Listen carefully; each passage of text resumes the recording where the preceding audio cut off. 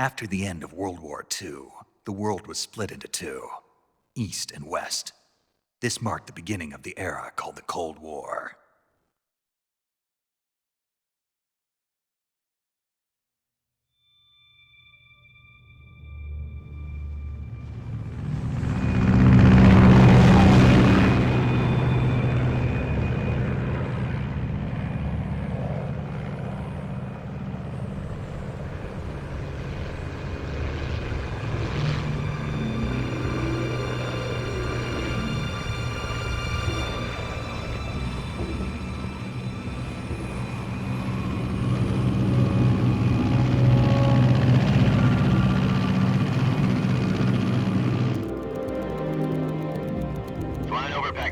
Altitude 30,000 feet. Approaching Soviet airspace. 20 minutes to drop off. Commencing internal depressurization. Equipment check. Arm main parachute. All right. You ready to go? Drop zone still showing a high pressure mass. Cav okay. Good. We've got high visibility.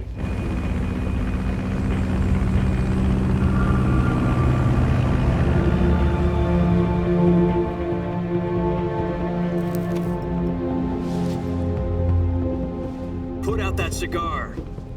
Connecting oxygen hose to interior connector. Put on your mask.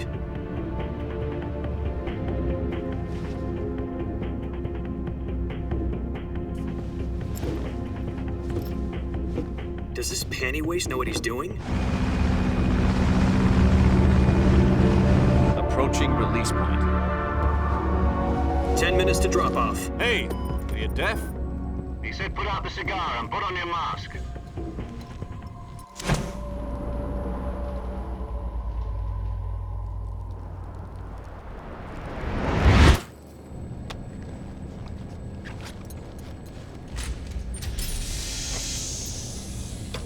Depressurization complete. Checking oxygen supply. 6 minutes to drop off. Opening rear hatch.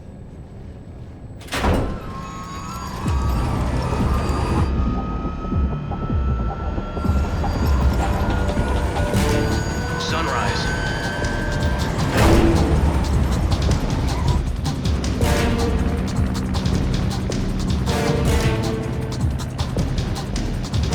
External temperature minus 46 degrees Celsius. 2 minutes to drop off. Stand up. You'll be falling at 130 miles per hour. Try not to get frostbite from the wind chill. 1 minute to drop off. Move to the rear. Activate bailout model. This is one for the history books. The world's first halo jump. 10 seconds to drop off. Stand by.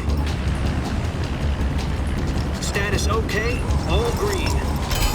Prepare for drop off. Countdown. 5, 4, 3, 2, 1. Spread your wings. And fly. God be with you.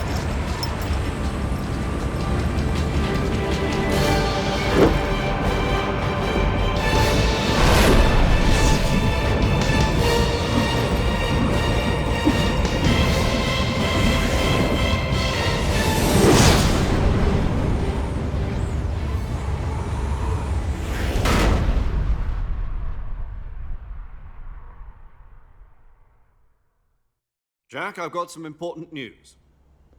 The head of the CIA has finally given us the green light for the Virtuous mission. Virtual mission? No, the Virtuous mission. The future of our Fox unit depends on it. If it succeeds, we'll be officially organized into a unit. Virtuous mission? Sounds like some kind of initiation ritual. You know, don't get cocky. This isn't a training op. Right. So what exactly is this wonderful mission? Well, about 2 years ago, a certain Soviet scientist requested asylum in the West through one of our moles. His name is Nikolai Stepanovich Sokolov. He's head of the OKB 754 Design Bureau, one of the Soviets' top-secret weapon research facilities, and the East's foremost expert on weapons development. Sokolov? Isn't he that famous rocket scientist? The very same. On April the 12th, 1961, the Soviets achieved the first manned spaceflight in history. The Earth was blue, but there was no God. Well spoken. The rocket that carried Yuri Gagarin into orbit was the A-1, known as the Vostok rocket. Sokolov is said to be the man most responsible for the multi-engine cluster used in that rocket. After Gagarin's flight, Sokolov left rocket development to become the head of the newly established Design Bureau. From a lowly technician to head of a design bureau, that's quite a success story, so why'd he want to defect? It seems he'd become afraid of his own creations. Afraid? Call it a crisis of conscience. And for that, he left his country and his family behind and went over the fence? Not exactly. One of his conditions was that his family was also to be taken safely to the west. We used a mole to get the family out first and succeeded in sneaking Sokolov over the Berlin Wall shortly afterwards. I was the one who conducted the operation. The security on the eastern side was still full of holes back then. Then what? We got Sokolov over in one piece, but the whole ordeal had left him exhausted, and we checked him into a hospital in West Berlin. It took him 2 weeks and more than 600 miles to get from the research facility in the Soviet Union to Berlin. He was in no condition to say anything coherent. And it was only a week later that we had something much bigger on our hands. The Cuban Missile Crisis. October the 16th, 1962, President Kennedy received word that the Soviets were in the process of deploying intermediate-range ballistic missiles in Cuba. The President demanded that the Soviets dismantle and remove the missiles. At the same time, he announced a naval blockade to prevent further missile shipments from reaching Cuba. But the Soviets didn't back down, instead placing their armed forces on secondary alert.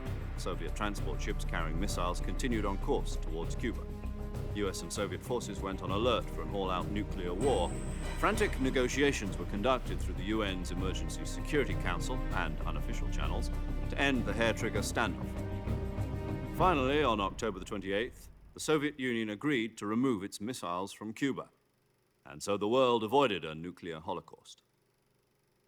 But in order to get the Soviets to pull their missiles out, we had to make a deal. You mean the one where the US agreed to remove its IRBMs from Turkey? No. The Jupiter IRBMs deployed in Turkey were obsolete, and we were going to get rid of them anyway. They had no strategic value whatsoever to either the US or the Russians. The Turkey deal was a ruse, a cover story that was fed to the other intelligence agencies around the world. So what did the Russians really want? Sokolov. They wanted us to return Sokolov. You mean the Soviets pulled out of Cuba just to get their hands on Sokolov? That's right. What the hell was he working on? At the time, we had no idea. We were running out of time. It was either give up Sokolov or risk full-scale nuclear war. In the end, we had no choice. President Kennedy gave in to Khrushchev's demand. The next day, I got Sokolov out of the hospital, handing him over to agents on the eastern side. Sokolov kept on screaming, "Save me," until he disappeared from my sight. Then a month ago, we received some new information from one of our moles. About Sokolov? Yes. He was taken back to the research facility and forced to continue working on the weapon in question under KGB supervision. What's more, it's on the verge of completion. So what kind of weapon is it? Something to do with space rockets? No, missiles. Same technology. I guess you're right. We don't know the details, but it appears to be a new kind of nuclear device. For half a year now, the Soviets have been conducting frequent nuclear tests at Semipalatinsk. Something to do with the weapon, I assume. We're talking about a secret weapon so big that Khrushchev was ready to pull out of Cuba to get it back. Is Sokolov still in the facility? No. According to our intelligence, he's in Selino-Yarsk, a place in the mountains about 3 miles to the west that's known as the Virgin Cliffs. The Virgin Cliffs. Nice name for a virtuous mission. They moved him there just recently. Why? Apparently, they're conducting a field test of the weapon, but it's our best chance to get him back. This mission would never have been possible if he was still in the research facility. This is our last chance. Sokolov must have known that too when he contacted us.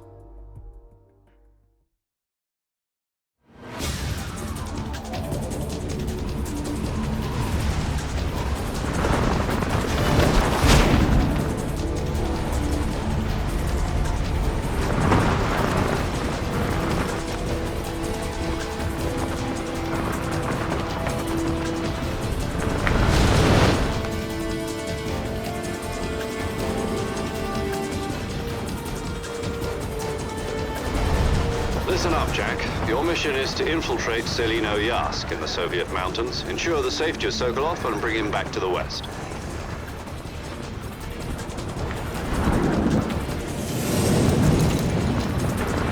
If we don't get Sokolov back before that weapon is complete, we'll be facing a major crisis. The clock is ticking.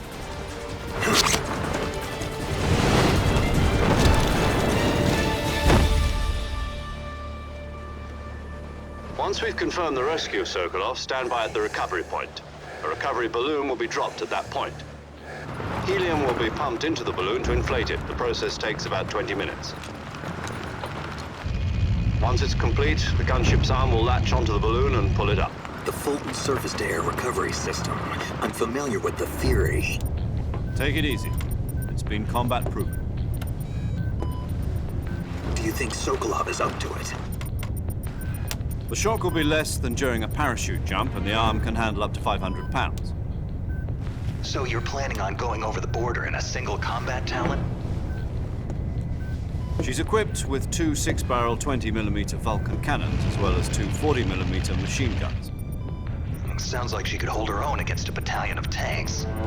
Even with the fuel in the reserve tank, we're facing a 4-hour time limit. If all goes well, it shouldn't take more than a few hours. Home in time for dinner. But if anything goes wrong, you'll be eating dinner, breakfast, and all the rest of your meals in the jungle.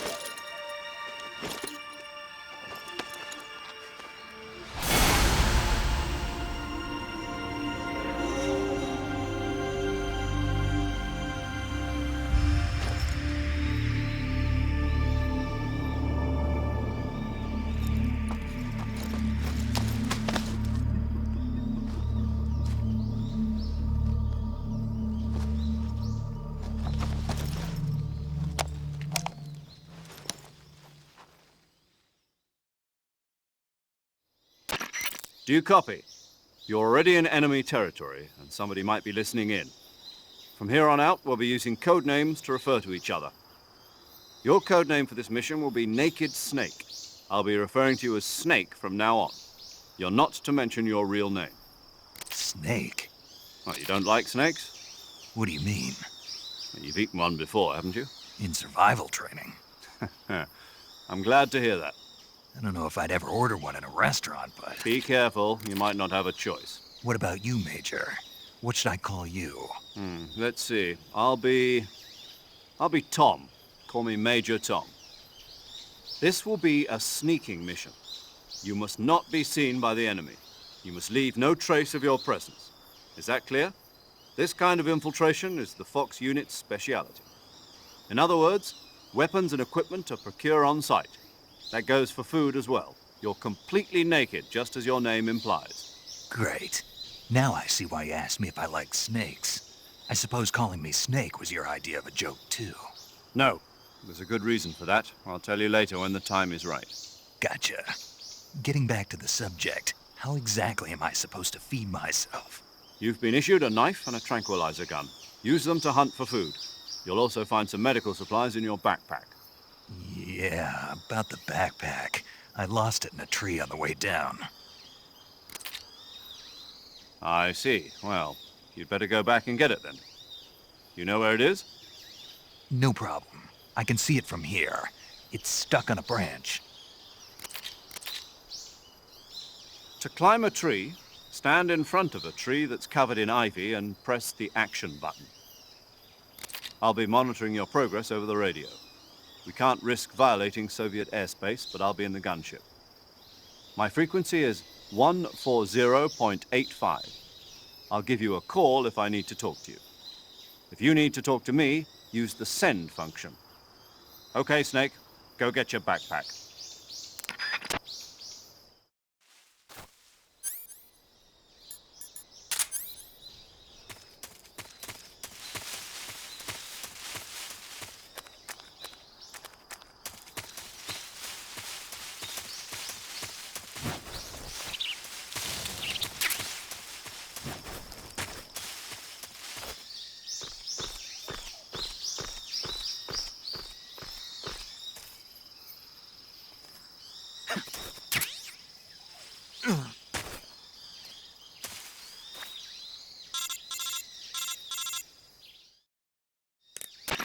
I see you've retrieved your backpack, Snake. To equip a weapon, it's necessary to take it out of your backpack. In the survival viewer, choose Weapon from the backpack. Your available weapons will be displayed in a window in the upper left. From that list, choose the weapon you want to equip and press the Enter button. For other equipped items, just do the same thing from Item. Got it. Use the survival viewer backpack. Yep, that's right. Survival is fundamental to this mission. After you've been out in the field for a while, your stamina will start to drop. If your stamina gets too low, it'll affect your performance. You won't be able to shoot accurately, for example, and your wounds won't heal as smoothly. Keep an eye on your stamina so you don't run out. To recover lost stamina, you can hunt for local flora and fauna. You can use either your tranquilizer gun or your knife to hunt. My only weapon is a Mark 22 Hush Puppy tranquilizer gun? That's right. It's been fitted with its own suppressor. However, the suppressor will deteriorate every time you fire. Once its durability reaches 0, the noise suppression effect will be gone. So don't get too trigger happy with it. The suppressor's durability is shown in the icon. Any weapons and equipment beyond what you're carrying now, you'll have to find as you go. I have to find my own weapons and equipment? Whose crazy idea was this anyway? Solo covert actions are standard Fox operating procedure. You can't leave any traces of your presence. No weapons, equipment, footprints, sweat, or bodily waste. The same goes for bullets and cartridges, too. Your presence in enemy territory is already a violation of international conventions of warfare. There aren't supposed to be any American soldiers in Russia. It could spark an international incident. You can't let anyone see you. You can't let the enemy know you're there. This is a stealth mission. You're a ghost, Snake, in every sense of the word. And there'll be no rescue if you're captured. The military and US government will deny any involvement in the affair. Then I'll just have to take care of myself, huh? I'm afraid so. You've been given a fake death pill for that purpose. SIS guidelines stipulate that soldiers on covert ops like this one be issued a potassium cyanide capsule. Tape it to your body so you can take it when you need to. How generous of you. Use it if you're taken prisoner by the enemy. It'll send you into a state of false death for a short time. Fooling them into thinking that I'm really dead. So, how do I come back to life? Just take the revival pill. You mean that thing they put in my tooth before the mission? That's the one. But be careful. If you remain in a state of false death for too long, nothing will be able to bring you back. Remember that. I'll keep it in mind. You said this was a solo mission, right? Right. I guess that means I can't count on any reinforcements. Correct. The mission rests entirely in your hands. A real one-man army. Relax. There's a support team ready to back you up over the radio. Who? I'll introduce them to you. This time, survival is of utmost importance. The first member of the support team will be in charge of monitoring your physical condition, acting as a medic, so to speak, as well as recording your mission data. She's a member of Fox as well, and she's here on the gunship with me. She? Hello, Snake. I'm paramedic. Nice to meet you. Paramedic. As in a medic who comes in by parachute. Aren't you going to tell me your real name? Are you going to tell me yours, Mr. Snake? My name, huh? It's John Doe. And they call you Jack for short. You're a regular Captain Nemo. A name means nothing on the battlefield. After a week, no one has a name. What's your name? Jane Doe. Very funny. I wasn't joking, but I'll tell you my name only if you manage to make it back alive. My frequency is 145.73. She's also in charge of recording your mission data. Whenever you want to save, send a message over the reserved save frequency, 140.96. So saving lets me record my mission data. That's right. It also records the state of your health. Good to know. There's one more person I want to introduce you to, Snake. Huh? Speaking of snakes, you remember the boss, don't you? A legendary soldier and your mentor. Actually, it was the boss that got the DCI's authorization in the first place. She's going to be serving as Fox's mission advisor. Boss is? She also helped me plan this mission. She and I were at SAS together. Jack, is that you? How many years has it been? Boss? That's right. It's me. Talk to me. Let me hear your voice. It's been 5 years, 72 days, and 18 hours. You've lost weight. You can tell just by the sound of my voice. Of course I can. I know all about you. Really? Well, I don't know anything about you. What's that supposed to mean? Why'd you disappear on me all of a sudden? I was on a top-secret mission. You didn't need me anymore. But there were still so many things I wanted you to teach me. No, I taught you everything you needed to know about fighting techniques. I taught you all I could. The rest you needed to learn on your own. Techniques, sure. But what about how to think like a soldier? How to think like a soldier? I can't teach you that. A soldier needs to be strong in spirit, body, and technique. And the only thing you can learn from someone else is technique. In fact, technique doesn't even matter. What's most important is spirit. Spirit and body are like two sides of a single coin. They're the same thing. I can't teach you how to think. You'll just have to figure it out for yourself. Listen to me, Jack. Just because soldiers are on the same side right now doesn't mean they always will be. Having personal feelings about your comrades is one of the worst sins you can commit. Politics determine who you face on the battlefield. And politics are a living thing.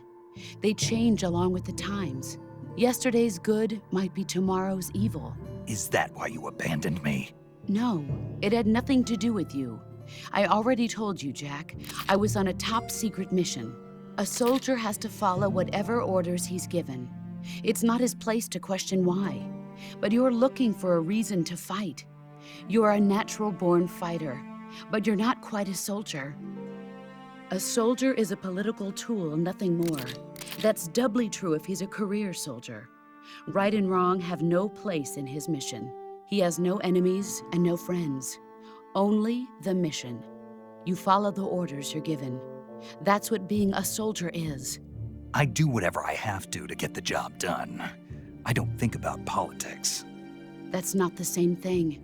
Sooner or later, your conscience is going to bother you. In the end, you have to choose whether you're going to live as a soldier or just another man with a gun. There's a saying in the Orient, loyalty to the end. Do you know what it means? Being patriotic. It means devoting yourself to your country. I follow the president and the top brass. I'm ready to die for them if necessary. The president and the top brass won't be there forever. Once their terms are up, others will take their place. I follow the will of the leader, no matter who's in charge. People aren't the ones who dictate the missions. Then who does? The times. People's values change over time, and so do the leaders of a country. So there's no such thing as an enemy in absolute terms. The enemies we fight are only enemies in relative terms, constantly changing with the times. As long as we have loyalty to the end, there's no point in believing in anything, even in those we love. And that's the way a soldier's supposed to think? The only thing we can believe in with absolute certainty is the mission, Jack. All right, but do me a favor. What is it? Call me Snake. Snake. Oh, right. Your code name is Snake. It suits you well. That's right. The legendary unit that the boss put together during World War II was a snake.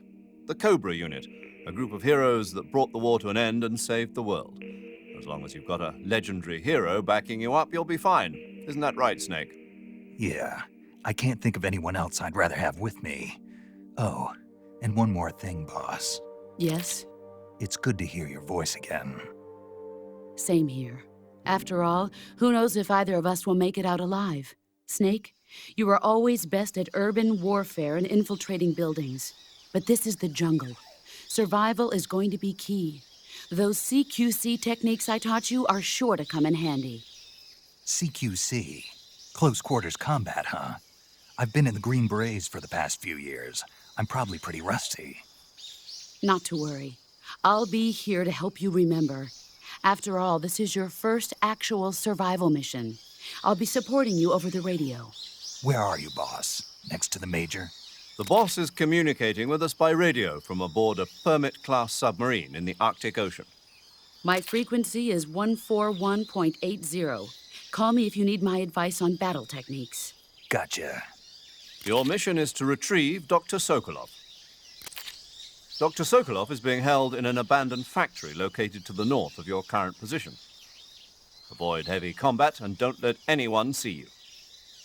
Don't forget that this is a stealth mission. Snake, try to remember some of the basics of CQC.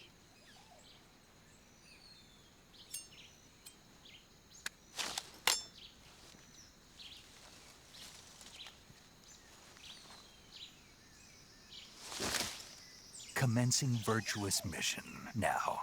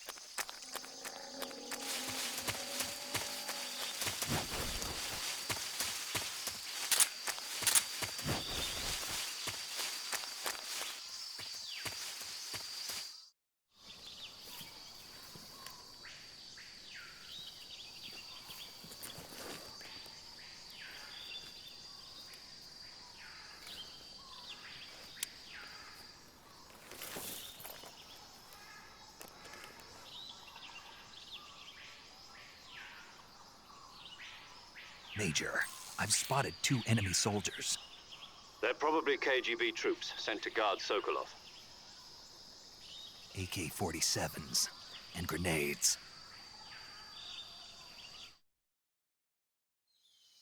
Snake, your presence in Soviet territory is already a violation of international law. We can't let the Kremlin find out that the CIA and the American government are involved. Contact with the enemy is strictly prohibited. Don't engage them in battle either. This is a stealth mission. Got that? The Major is right. The point of this mission is to sneak through the jungle without being seen. The success of the mission depends on how well you use your camouflage. Change your camouflage by selecting Camouflage from the Survival Viewer. The Uniform option lets you pick your uniform, while the Face option lets you change your face paint. Choosing camouflage that blends in with your surroundings will help you conceal yourself more effectively. Also, don't forget that anything that moves will stand out in the jungle. If you just stand up and run around like an idiot, you're bound to be spotted. But if you crawl instead, you should be able to sneak by without being noticed. You can see how effective your camouflage is by looking at the Camo Index. The Camo Index shows how well your current camouflage blends in with the surrounding area. The higher the value, the harder you are to spot, and vice versa. The key is to make yourself one with nature. Keep that in mind as you go along, okay?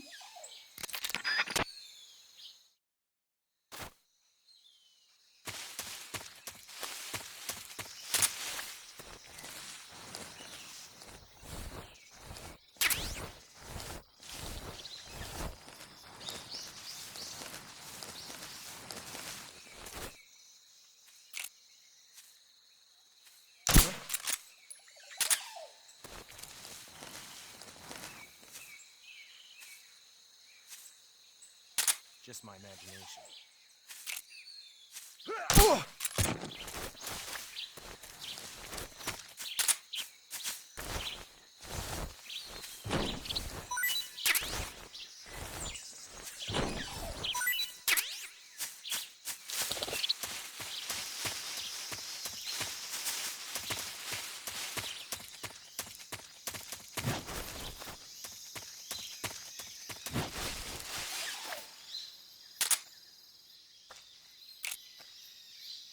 Huh?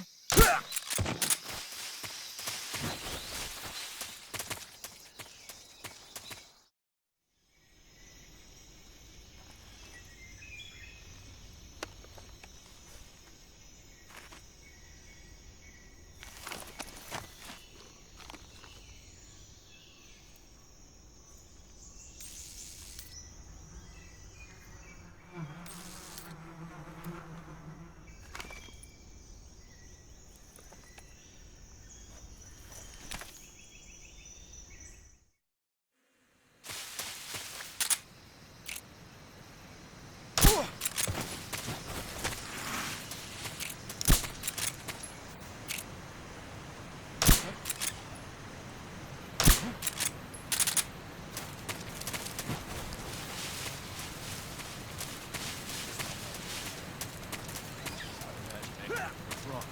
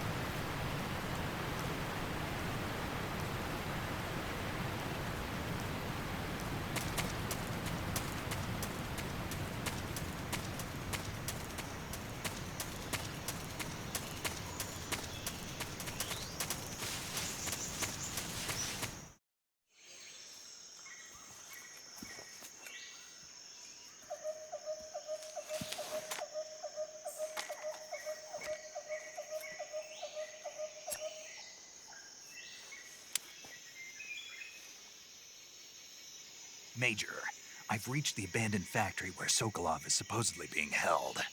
This place is a dump.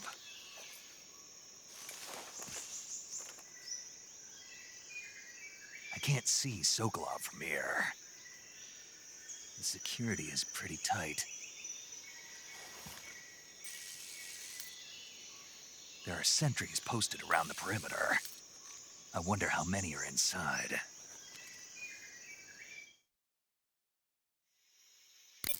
Your objective, Sokolov, is inside the factory. They should be holding him in a room in the northeast section. Northeast section. Got it. Be careful.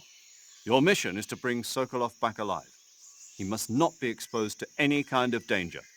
Do not approach Sokolov while in the alert phase. Right. Oh, and one more thing, Snake. You mean there's more? No, it's just that when you get to Sokolov, I want you to tell him something from me. And that is? Sorry for being so late. Is that all? Yes. Understood. Beginning my approach to the target.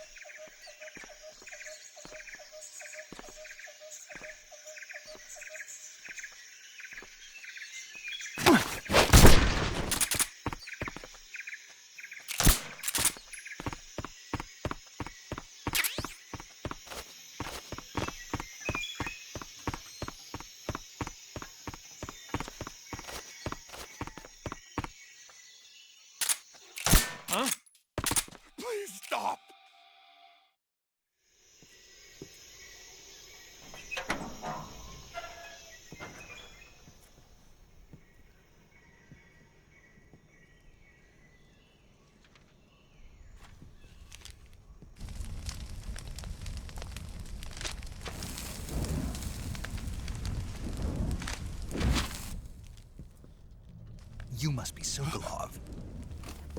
Are you one of Volgin's men? You'll never get it from me. No. I'm a CIA agent. I've come to escort you back to the other side of the Iron Curtain. You're CIA? Yeah. I was sent by Major Zero, the man who got you out 2 years ago.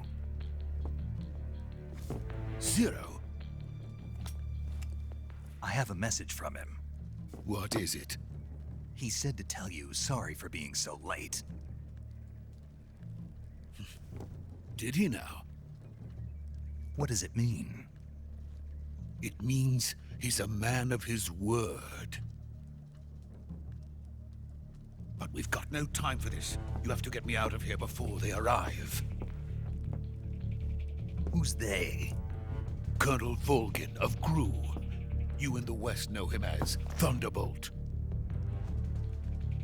Thunderbolt? Never heard of him.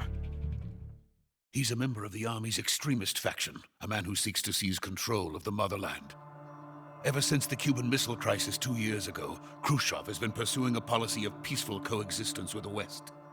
Despite resistance and criticism from hawks in the army and the provincial authorities, Khrushchev has managed to suppress the opposition so far. But the failure of his agricultural policies has put him in a precarious position. And on top of that, the tragedy last November. President Kennedy's assassination. Precisely. In a sense, Khrushchev has lost his biggest partner, and his power base is rapidly crumbling away. A certain group is plotting to use this opportunity to seize power by rallying the anti-government forces, overthrowing Khrushchev, and installing Brezhnev and Kosygin in his place. The mastermind behind this plot is Colonel Volgin of the GRU. He has control over another secret weapons research facility much like this one, OKB-812, known as the Granin Design Bureau, and is using it to further his plans. But that is not enough to satisfy him. Now he's plotting to seize the secret weapon I have been developing here and use it as leverage in his bid for power.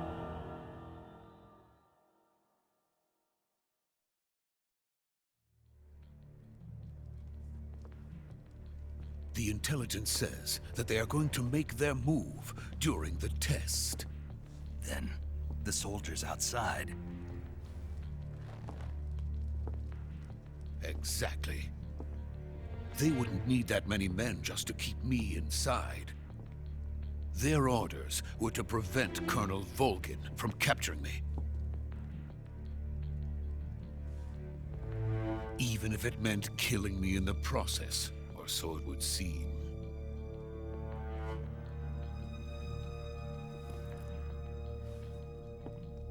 Volgin will come. I'm sure of it. You must get me out of here before then. Leave it to me. By the way, your Russian is superb. Where did you learn to speak it? From my mentor. Is that so? America's truly a frightening country. Having second thoughts? No. I have no love for this place. Let's go.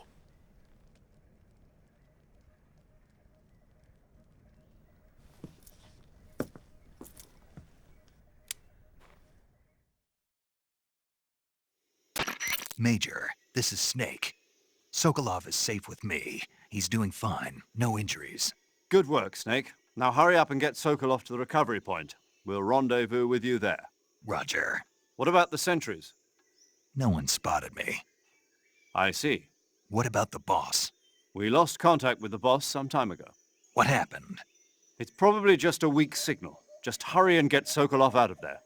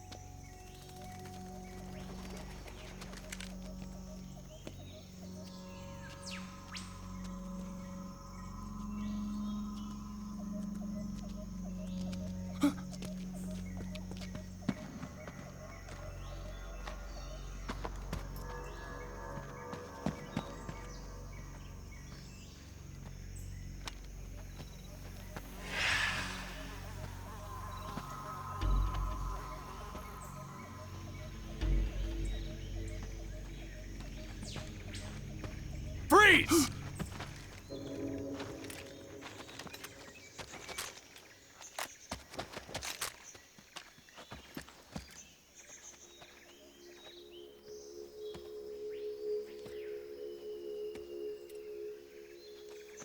So this is the legendary boss.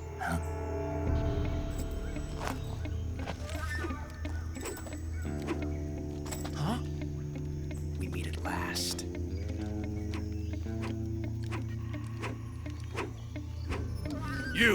You're from the Ocelot unit of Spetsnaz. Huh. What's a GRU soldier doing here? Soldier?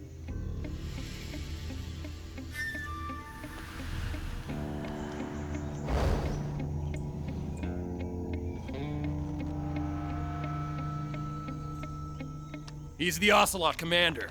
Ha! That's Major Ocelot to you. And don't you forget it.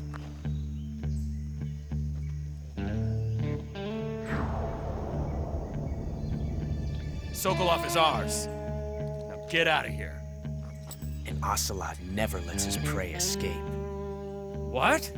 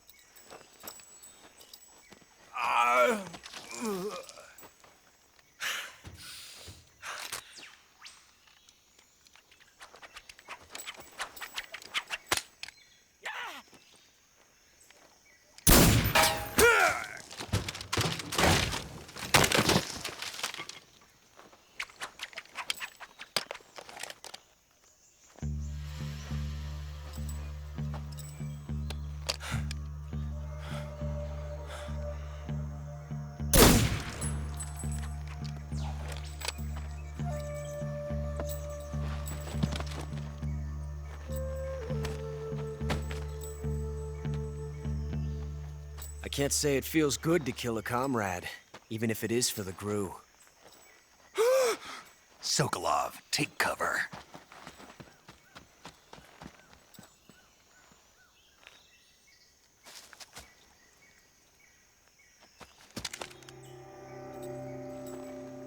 Huh.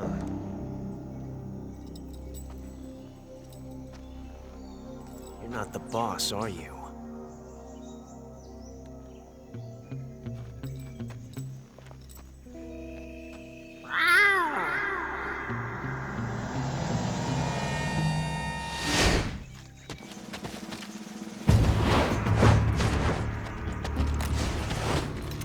GRU operatives!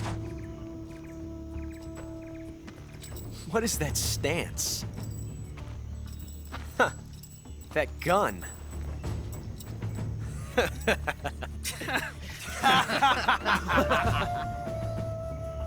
If you're not the boss, then die.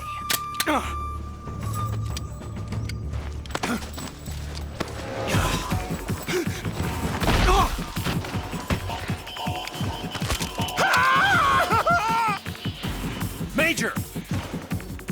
Leave it! Shoot the other one! Whoa!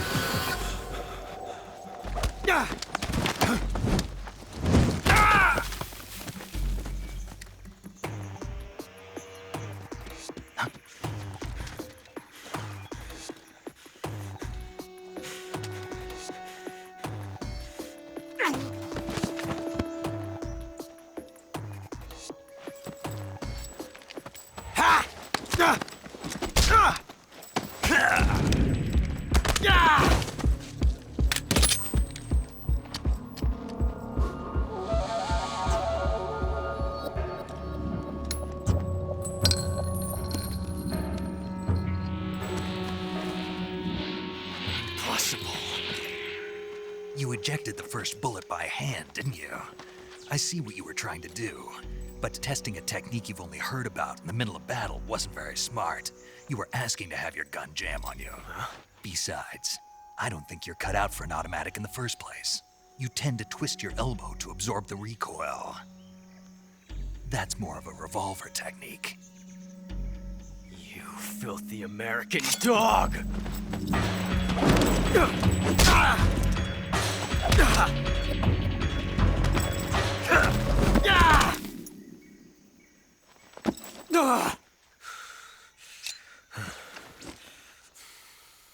But that was some fancy shooting. You're pretty good. Pretty good.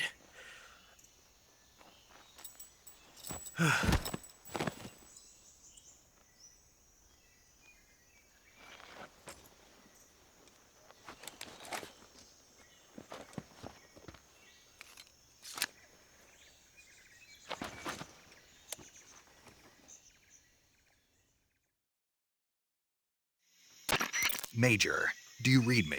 I read you. Snake, you all right? I've run into a few snags. These guys were after Sokolov too. Apparently they were taking orders from a GRU colonel named Volgan.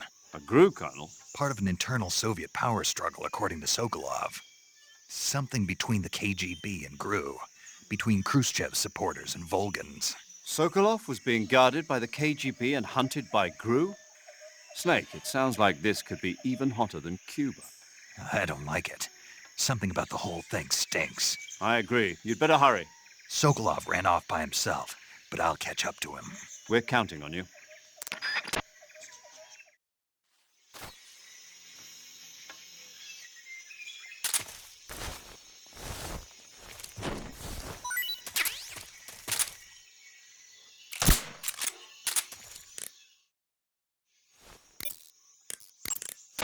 Saving the game, Snake?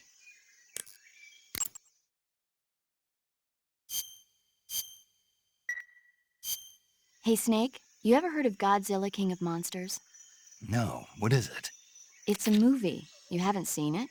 Nope. It's about this monster called Godzilla, who grows to an enormous size in a nuclear test and goes on a rampage in Tokyo. Nuclear test, huh? Then the Marshall Islands must be crawling with giant monsters right about now. It's just make-believe. Maybe that's why my pants have been so tight lately. Snake, it's a movie, not a report out of Los Alamos. I know. So then what happened? Godzilla is immune to all weapons, and humanity has no way to stop the monster. Dr. Shirazawa develops a new type of weapon, but meanwhile, Godzilla is getting closer and closer to Tokyo, obliterating everything in its path. It was originally a Japanese movie, but they made an American version, too. I recommend seeing the original Japanese one if you ever get the chance.